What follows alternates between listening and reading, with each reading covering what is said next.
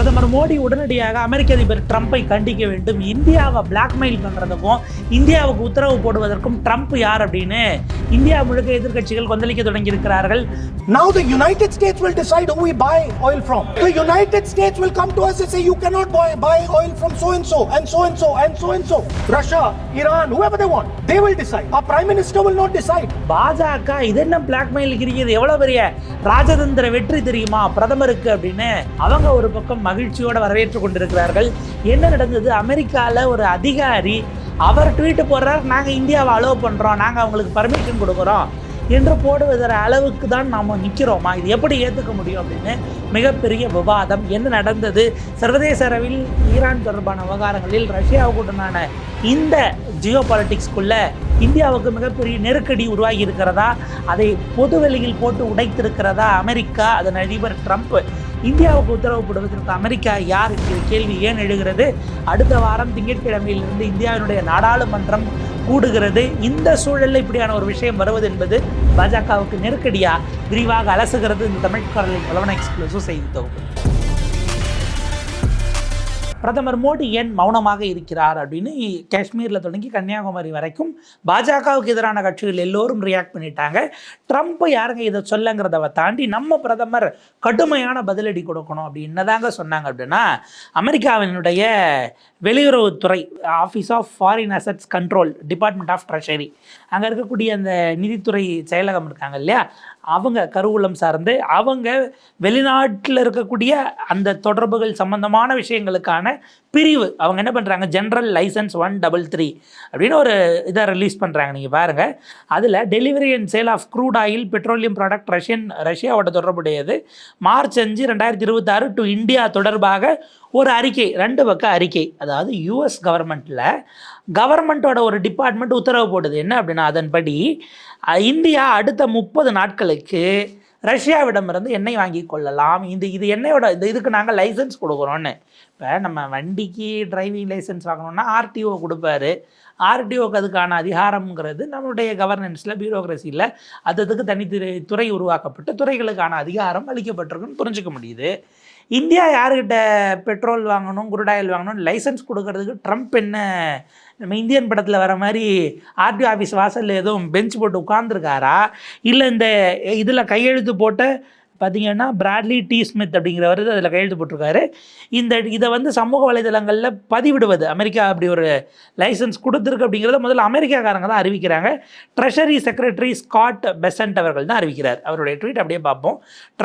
President Trump's energy agenda அதுங்கிறது oil gas ப்ரொடக்ஷன்ஸில் இதுவரை இல்லாத புதிய உச்சங்களை தொடுகிறது. அது உங்கள் அதிபரை நீங்கள் பாராட்டிட்டு போவாங்க. டு எனேபிள், ஆனால் இந்த ஆயில் இது தொடர்பான விஷயங்கள் சர்வதேச சந்தையில் போவதற்கு நாங்கள் ஒரு 30 நாள் ஒரு சலுகை கொடுக்குறோம். யாருக்கு? To allow Indian refiners to purchase Russian oil.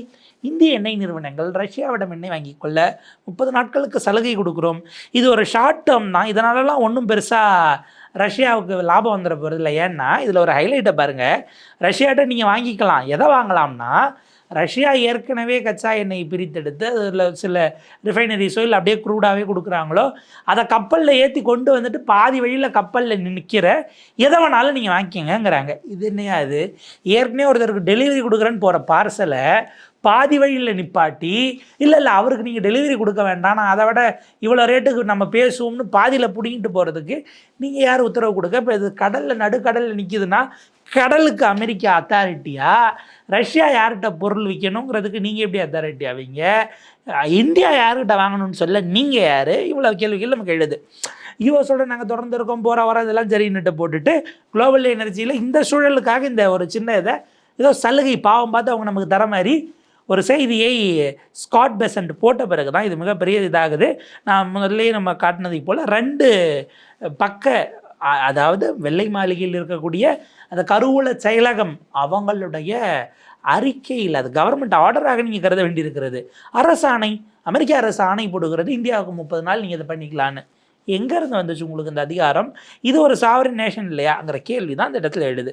So இவர் ஸ்காட் பெர்ன்ஸ் வந்த உடனே எல்லாரும் கடுமையான விமர்சனங்களை முன்வைக்க தொடங்குகிறார்கள். குறிப்பாக முதல் ரியாக்ஷன் வந்தது காங்கிரஸ் கட்சியிடமிருந்து தான். அவங்க ஏற்கனவே வேறு விஷயங்களுக்காக இந்த ஈரானுடைய கப்பலை இங்கு தாக்கியதற்காக கடுமையாக விமர்சித்திருந்தார்கள். அந்த சூழலில் தான் திரு ஜெயராம் ரமேஷ் அவர்கள் ட்வீட் போடுறாரு. ட்ரம்பினுடைய புதிய ஆட்டமாக இது இருக்கிறது. டெல்லியில் இருக்கும் தன்னுடைய நண்பனிடம் நீ புட்டின்கிட்ட ஆயில் வாங்கிக்கன்னு அவர் அங்கேருந்து உத்தரவு போட்டிருக்கார். இது எவ்வளோ நாளைக்கு நடக்கும்? இது இப்படியே போயிட்டுருக்கோம். அமெரிக்காவினுடைய பிளாக்மெயில் அப்படின்பதாக ஒரு கடுமையான விமர்சனத்தை காங்கிரஸ் கட்சியினுடைய திரு ஜெயராம் ரமேஷ் அவர்கள் வைத்திருக்கிறார்கள். ஸோ இதுதான் இமீடியட் ரியாக்ஷனாக இருக்க அந்த இதை ட்வீட்டை கோட் பண்ணி அவர் இந்த பதிவை இடுகிறார். இதுக்கப்புறம் பார்த்தீங்க அப்படின்னா திரு ராகுல் காந்தி அவர்கள் ஆக்சுவலாக இந்த இடத்துல தான் காங்கிரஸ் கட்சி ராகுல் காந்தி எவ்வளோ பெரிய தீர்க்கதரிசின்னு பார்த்தீங்களா, அவர் இதைத்தான் ஏற்கனவே நாடாளுமன்றத்தில் பேசினார் அப்படின்னு அவங்க அவருடைய அந்த பழைய ட்வீட்டை அவருடைய பேச்சிய நாடாளுமன்ற உரையை கூட வைரலாகிட்டு இருக்கிறாங்க. நம்ம அந்த உரையினுடைய ஒரு கிளிப்பிங், ஒரு ஷார்ட் கிளிப்பிங்கை பார்த்துக்கலாம். Now the United States will decide who we buy oil from. Yes. The United States will come to us and say, you cannot buy oil from so and so and so and so and so and so. Russia, Iran, whoever they want. They will decide. Our Prime Minister will not decide. Please understand, and they will monitor. They will keep a watch, meaning they will look, and if India buys oil from anyone they do not want, they will punish us. So இந்த வீடியோவில் ராகுல் பேசுகிறத நீங்களும் கேட்டிருப்பீங்க. February 11, 2026, ரொம்ப காலமெல்லாம் இல்லை, just ஒரு 25 நாளைக்கு முன்னாடி அவர் பேசியிருக்கிறார். இந்தியாவினுடைய எனர்ஜி செக்யூரிட்டி, இன்றைக்கு இந்தியாவினுடைய எரிசக்தி மற்றும் ஆற்றல் வளம் சார்ந்த இந்த எனர்ஜி சார்ந்த விஷயங்களில் பாதுகாப்பு என்பது அதை காம்ப்ரமைஸ் பண்ணிக்கிட்டீங்க, அதில் நீங்கள் விட்டு கொடுத்துட்டீங்க அப்படிங்கிற இடம் வருகிறது. யூஎஸ் இப்போ சொல்லுது, நீ யார்கிட்ட வாங்கணும், யார்கிட்ட வாங்கக்கூடாது, ரஷ்யாவா இல்லை ஈரானா, நீங்கள் முடிவு பண்ணக்கூடாது, நாங்கள் முடிவு பண்ணுவோம். ஆனால் நம்முடைய பிரதமர் முடிவு பண்ண முடியாது என்று அமெரிக்கா இன்றைக்கு சொல்லி கொண்டிருக்கிறது. இங்கே நம்ம பார்க்க வேண்டியது, நான் சொல்கிறது தப்புன்னு நீங்கள் குற்றம் வைக்கிறீங்க அப்படின்னா ஏன் பிரதமர் மௌனமாக இருக்கிறார்? அப்படி மௌனமாக இருப்பது இந்த நாட்டிற்கே அவமானகரமானது. ஷேம்ஃபுல் என்கிற வார்த்தையை பயன்படுத்தி இதை பார்க்குறோம், அதை ட்விட்டர் பதிவாகவும் பார்க்குறோம். ஸோ இப்படி பேசியது தான் இன்றைக்கி நடந்திருக்கிறது அப்படின்னு காங்கிரஸ் கட்சி, குறிப்பாக ராகுல் காந்தியினுடைய ஆதரவாளர்கள் சமூக வலைதளம் முழுக்க பேசக்கூடியதை பார்க்க முடியுது. ராகுல் காந்தி அதை குறிப்பிட்டார். இந்தியாவினுடைய ஒட்டுமொத்த ஃபாரின் பாலிசி, வெளியுறவு கொள்கை என்பது இங்கே இருக்கக்கூடிய மக்களின் ஒட்டுமொத்த எண்ணமும் விருப்பமும் எதுவாக இருக்கிறதோ அதனுடைய வெளிப்பாடாக இருக்க வேண்டுமே தவிர இப்போ அது அப்படி தான் இருக்கணும். இது வந்து பார்த்திங்கன்னா நம்முடைய வரலாற்றிலும் சரி, நம்முடைய புவியியல் ரீதியிலாகவும், நம்முடைய இந்த ஸ்பிரிச்சுவலுங்கிறது ஆன்மீக ரீதியாகவும் சரி, சத்தியம் மற்றும் அகிம்சையின் வழிபட்டது. ஆனால் இன்றைக்கு நாம் பார்த்து கொண்டிருப்பது என்பது பாலிசி கிடையாது, இது வெளியுறவு கொள்கை அல்ல. இது தனிப்பட்ட ஒரு நபர் தன்னுடைய லாபங்களை கருதக்கூடிய ஏதோ ஒரு விஷயத்துக்காக காம்ப்ரமைஸ் ஆன ஒரு நபரினுடைய சுரண்டலாக நாம் பார்க்க வேண்டி இருக்கிறதுன்னு மிக கடுமையான வார்த்தைகளில் தன்னுடைய கண்டனத்தை ராகுல் காந்தி அவர்கள் பதிவு செய்திருக்கிறார்கள். இதற்கு அடுத்து நேஷனல் ரியாக்ஷன்ஸ் அப்படின்னு பார்த்தா, தமிழ்நாட்டினுடைய முதலமைச்சர் மு க ஸ்டாலின் அவர்கள் அமெரிக்கா இந்தியா ரஷ்யாவில் வாங்கக்கூடாது அப்படிங்கிறத சொல்லும்போது நமக்கு ஒரு அடிப்படையான கேள்வி எழுகிறது. It raises a fundamental question, why should India need another country's approval to secure its own energy needs? என்னுடைய நாட்டுக்கு தேவையான ஆற்றலை, எரிசக்தியை, வளத்தை நான் வாங்குவதற்கு எதற்காக இன்னொருவர் எனக்கு அப்ரூவல், பர்மிஷன் கொடுக்கணும், ஒப்புதல் கொடுக்கணும் என்கிற அடிப்படையான கேள்வியை நான் இந்த இடத்தில் எழுப்ப விரும்புகிறேன்.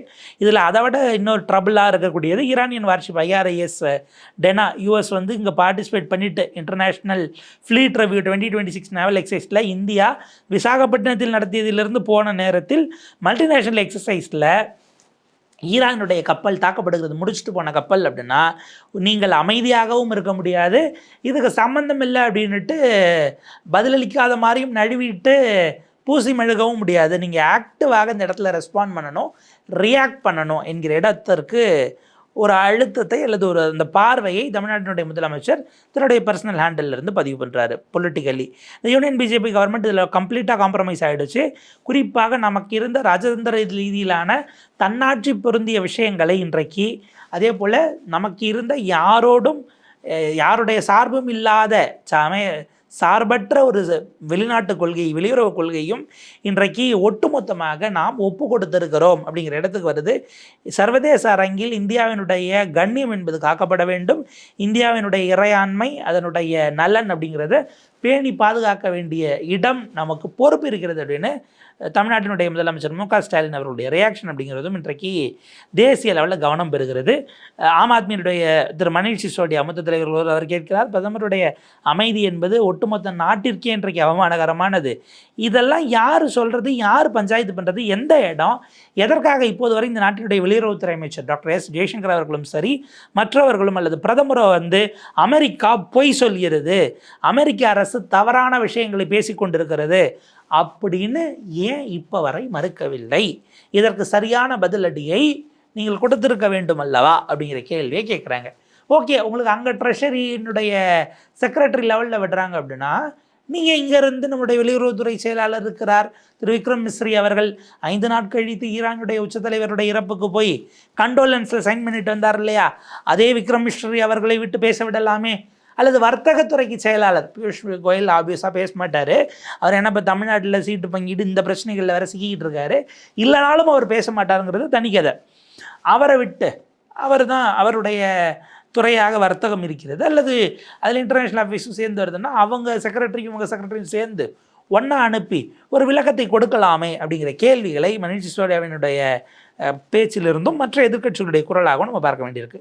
பிரியங்கா சதுர்வேதி அவர்கள் சிவசேனாவினுடைய யூபிடியினுடைய ஃபேக்ஷன் அதனுடைய ராஜ்யசபா எம்பி அவங்க குறிப்பிட்றாங்க, இது கம்ப்ளீட்டாக அலோ பண்ணுறேன் அப்படிங்கிறதே பார்த்திங்கன்னா இந்த டோன் இருக்குல்ல, அமெரிக்கா பேசக்கூடிய இந்த டோன், இந்தியாவை தன்னுடைய காலனி நாடாக அவர்கள் பார்க்கிறார்கள். நமக்கு கீழே இருக்கிறாங்க, நம்ம என்ன வேணாலும் பண்ணிக்கலாம் என்பதைத்தான் அந்த அறிக்கை, அமெரிக்க அரசினுடைய இந்த ஆணவம் பிடித்த அறிக்கை அப்படிங்கிறது காட்டுகிறது. இந்த அரசு தெளிவாக இது குறித்து மக்களுக்கு விளக்க வேண்டும், இந்த நாட்டினுடைய நாடாளுமன்றத்திற்குள் பேச வேண்டும், விவாதங்களை முன்னெடுக்க வேண்டும். எதனால் நம்ம காம்ப்ரமைஸ் பண்ணிக்கிட்டோம், இது ரொம்ப முக்கியமானது, என்ன காரணங்களுக்காக இந்த மாற்றம், வெளியுறவு கொள்கையில் இந்தியா எடுத்திருக்கக்கூடிய இந்த மாற்றம், இந்த ஸ்டாண்ட் சேஞ்ச் அப்படிங்கிறத நம்ம எப்படி பார்க்க வேண்டி இருக்கிறது என்கிற கேள்வி அது ரொம்ப முக்கியமானது அப்படின்னு பிரியங்கா சதுர்வேதி அவர்கள் இதை அடுத்த கட்டத்திற்கு இந்த விவாதத்தை நகர்த்தியிருக்கிறார்கள். இதில் பாஜக ஆதரவாளர்களுடைய நிலைப்பாடு என்னவாக இருக்கிறது? அவர்கள் எல்லாம் கொண்டாடி கொண்டிருக்கிறார்கள். நம்ம ஒரு ஆனந்த கூத்தாடுதல் அப்படிங்கிற ஒரு பிரயோகம் இருக்கு இல்லையா, அந்த ஆனந்த கூத்தாடுதல் தான் அவர்களுடைய இருக்கிறார்கள். நம்ம ஈஷால திரு ஜக்கி அவர்கள் அவர் ஒரு பரவச நிலையில் இருப்பார்ல, ஒரு உணர்வு ரீதியிலாக. அப்படி பிரதமர் மோடிக்கு கிடைத்த ஒரு மாபெரும் வெற்றி அப்படின்னு குறிப்பிடக்கூடிய அளவிற்கு இன்றைக்கு இருக்கிறார்கள். அது அஃப்கோர்ஸ் எப்படியே பிரதமருக்கான வெற்றி அவங்க குறிப்பிட்றாங்க பாருங்கள், பிடிஐயில் போட்டிருக்காங்க. Success of PM strategic oil diplomacy, BJP hails 30-day waiver to purchase Russian oil அப்படிங்கிற செய்தியை போடுறாங்க. என்னது, பிரதமர் ராஜதந்திர ரீதியிலாக எண்ணெய் வர்த்தகம் சார்ந்த விஷயத்தில் ஒரு முக்கியமான அட்வான்டேஜ் எடுத்திருக்கிறார். நமக்கு ஒரே கேள்வி, இதை ஏன் அவர் ட்ரம்ப் இந்த தடை போட்டு 50% வரி போட்ட சமயத்தில் போய் அவர்கிட்ட பேசி வெய்வரை வாங்க முடியலன்னு ஒரு கேள்வி இருக்குது. பிரதமர் அவர்கள் இதை வாங்குவதற்கு உங்களுக்கு பாருங்கள், ஈரானும் இஸ்ரேலும் ஒரு நாட்டினுடைய உச்சத்தலைவர் கொல்லப்பட்டு மாற்றி ட்ரோன் அட்டாக் பண்ணி அரபு நாடுகள் மிடில் ஈஸ்டே போர் பதற்றமாகி அங்கே யாரும் தூங்க முடியாத நிலைமைக்கு போய் அடிச்சிக்க வேண்டிய தேவை இருக்குது. அப்போ தான் பிரதமர் இந்த 30 நாள் வெற்றியை பெறுவதற்காக 30 நாள் ரஷ்யாட்ட ஆயில் வாங்கிறதுக்கு முதல்ல ரஷ்யாட்ட ஆயில் வாங்க அமெரிக்கா யார் நமக்கு பர்மிஷன் கொடுக்கங்கிற கேள்வி எழுப்புவதற்கு பதிலாக இதையே வாங்கியதை சாதனையாக பேசுவது எப்படி சரியானதாக இருக்குங்கிற கேள்வி இருக்குது. இதை விட முக்கியம், எதிர்க்கட்சிகளுடைய முகத்தில் முட்டையை அடித்தால் போல் ராகுல் காந்திக்கும் காங்கிரஸுக்கும் ஆகா முட்டையை எடுத்து அடித்த மாதிரி இருக்குன்னு. இப்போ அமெரிக்காவினுடைய அந்த செயலாளர் இருக்கார் இல்லையா, ராகுல் காந்தி மூஞ்சில் நீங்கள் முட்டை அடிப்பதை விடவும் அவருடைய அந்த ஸ்காட் பெசன்ட் அவர் மூஞ்சில் எப்போ முட்டை அடிக்க போகிறீங்க அப்படிங்கிறது தான் பிரதானமான கேள்வி. ஏன்னா ஒரு அமெரிக்க அதிகாரி சொல்லுகிறார், இந்திய தரப்பில் என்ன பதில் இருக்கிறது, அதை நீங்கள் இமீடியட்டாக நீங்கள் முட்டை எதுவும் வேணும்னா சொல்லுங்கள். மிடில் ஈஸ்டில் போகிறனால இந்த நாமக்கல்லையே லட்சக்கணக்கான முட்டைகள் உற்பத்தி செய்யப்பட்டு வெளியில் அனுப்பாமல் தான் வச்சுருக்கோம், நாங்கள் கூட கொடுக்குறோம். இந்த முட்டையை வாங்கி அந்த அமெரிக்க அதிகாரி முகத்திலேயே அடிச்சு, தனிநபர்கள் நம்ம வன்முறை அந்த இதுக்குள்ளேயே போகல, நம்ம ஒரு ஓமையாக சொல்கிறோம். அவங்க சொன்ன உதாரணம் பாஜகவினர் சொன்னது, முட்டையை தூக்கி முகத்தில் அடிக்கிறதுனா லிட்ரலி கிடையாது, அவங்களை அவமானப்படுத்திட்டு அவங்க பேச வராங்கன்னு வச்சுக்கோங்களேன். ஸோ அப்படி எப்போ நீங்கள் இந்த அதிகாரிக்கு அடிக்க போகிறீர்கள், முட்டை வேணும்னா நாங்கள் கூட சப்ளை பண்ண தமிழ்நாடு உட்பட எல்லோரும் தயாராக இருக்கிறோங்கிறத நம்ம தெரியப்படுத்துகிறோம். இப்போ இது நீங்கள் வெற்றின்னு கொண்டாடுறீங்கன்னு எனக்கு புரியலைங்க. ஜிஎஸ்டியில் 4 ஸ்லாபை கொண்டு வந்து மோடிஜி அமல்படுத்திய போதும், நிர்மலா சீதாராமன் அவர்கள் அதை இன்ட்ரடியூஸ் பண்ண போதும், ஆஹா பெருவெற்றி, இந்தியாவினுடைய வரிகள் இருந்ததெல்லாம் ஒன்றா கிளப் பண்ணி ஒற்றை இதை நோக்கி ஒரு ரேஷனலைஸ் பண்ணிட்டாங்கன்னு இவங்களே கொண்டாடி அதை மோடிக்கு வெற்றின்னாங்க. சரி, ஜிஎஸ்டி போட்டது மோடிக்கு வெற்றினா 7 வருஷம் 8 வருஷம் கழித்து அதே ஜிஎஸ்டியை மாற்றி 4 ஸ்லாபில் 2 ஸ்லாப்னா ஐயோ மோடிஜிக்கு வெற்றிங்கிறாங்க. 4 போட்டப்பையும் வெற்றி, அந்த 4ல் பிரச்சனை இருக்குன்னு 2ஆம் மாதனைப்பையும் ஜிக்கு வெற்றினா எதுதாங்க அவருக்கு வெற்றி? எல்லாமே அவருக்கு கிடைத்த வெற்றியாங்க அப்படிங்கிற மாதிரி தான் ஓடிக்கிட்டு இருக்கிறது. இதில் ஹைலைட் என்ன அப்படின்னா, திங்கட்கிழமை இந்தியாவினுடைய நாடாளுமன்றம் கூடுகிறது. நாடாளுமன்றத்தில் இந்த விவகாரத்தை நீங்கள் நான் குறிப்பிட்டதை போல் அசாதுதீன் ஒவைசி அவர்களிருந்து, உமர் அப்துல்லாவிலிருந்து, அவங்களுடைய கட்சி பிரதிநிதிகள் அப்படின்னு நீங்கள் north south east to west என்னென்ன அந்த 8 திசை நீங்கள் எடுத்துக்கலாம். எல்லா பக்கத்திலிருந்தும் கேள்விகளோடு மக்கள் பிரதிநிதிகள் இந்திய அரசை நோக்கி கேட்பதற்காக நாடாளுமன்றத்திற்கு வந்து கொண்டிருக்கிறார்கள். பதில் தயாராகுமா இல்லை மொத்தமாக சஸ்பெண்ட் ஆகிறாங்களா, அதெல்லாம் தனி விவாதம். ஆனால் எந்த அடிப்படையிலும் அமெரிக்காவினுடைய இந்த அறிக்கை என்பது மிகப்பெரிய இம்பீரியலிசம் என்று சொல்லக்கூடிய ஏகாதிபத்திய ஆணவத்திலிருந்து கொடுக்கப்பட்டிருக்கக்கூடிய அறிக்கையாக இருக்கிறது. இதற்கு உரிய பதிலை இந்தியா கொடுக்க வேண்டும். 140 கோடி மக்களை அப்படி போகிற போக்கிலெல்லாம் சுள்ளுவாக நீங்கள் எடுத்து போகிற போக்கில் டீல் பண்ணிட முடியாது, அதை அனுமதிக்க முடியாது என்பதை நம்முடைய இறையாண்மை மிக்க அரசு சரியான மொழியில் இந்தியர்களுடைய குரலை ஒலிக்க வேண்டும் அப்படிங்கிறது தான் நம்முடைய எண்ணமாக இருக்கிறது. பார்ப்போம் இது எப்படி போகிறது அப்படிங்கிறத பொறுத்திருந்து பார்ப்போம்.